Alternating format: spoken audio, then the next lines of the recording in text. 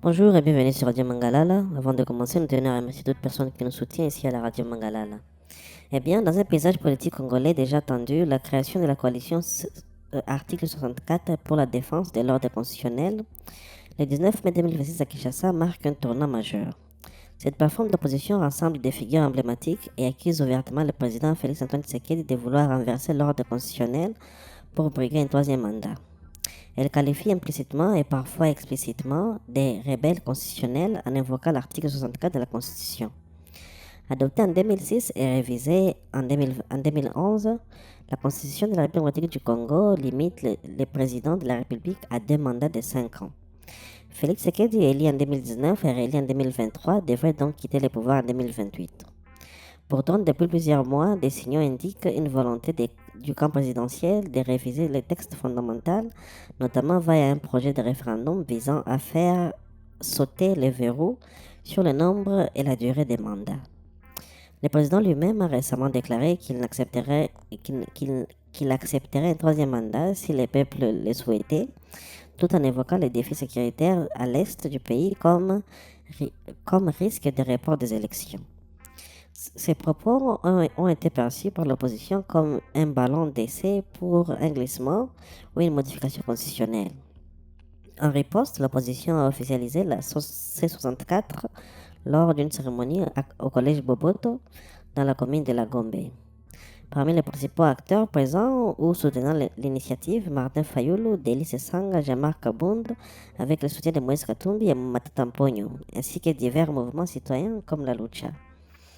Dans sa déclaration fondatrice, la coalition affirme solennellement qu'il n'y aura pas de troisième mandat pour M. Félix Tshisekedi, ni report ni modification de la Constitution.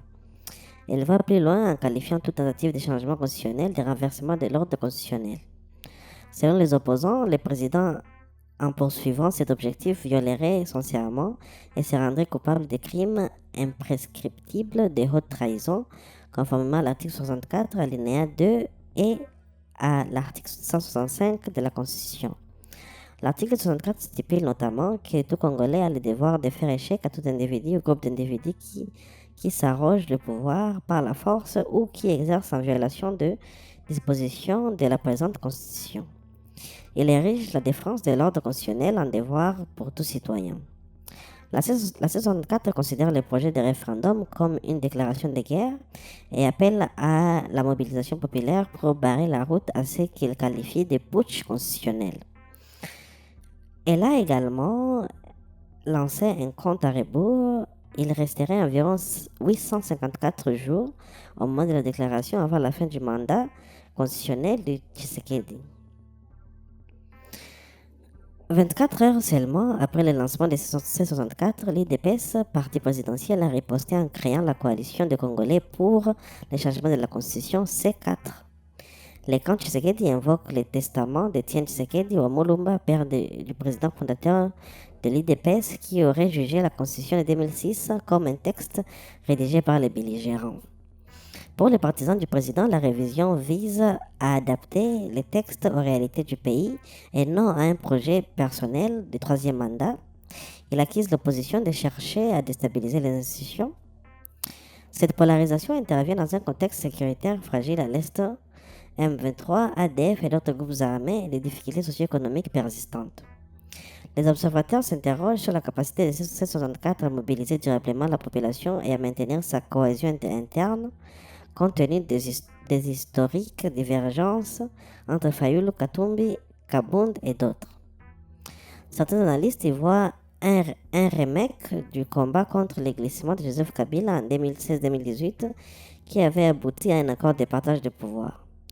D'autres craignent une montée en tension qui pourrait déstabiliser davantage le pays. La C64 a promis des actions coordonnées, manifestations, sensibilisation citoyenne et pression internationale. Elle insiste sur le caractère imprescriptible des actes de haute trahison pour souligner la gravité de l'enjeu. La bataille entre C64 et C4 s'annonce comme l'un des principaux affrontements politiques des prochains mois en RDC.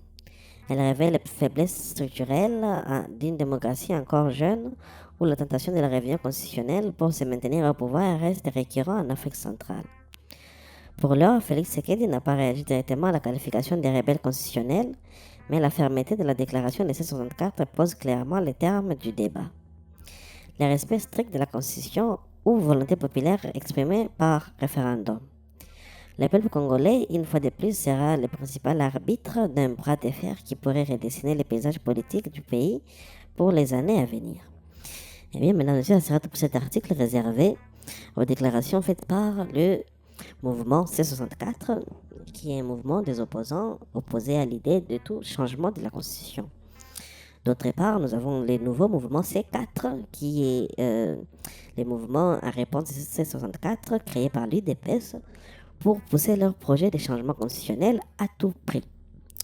Quelle sera la suite? On reste à voir et à suivre de très près.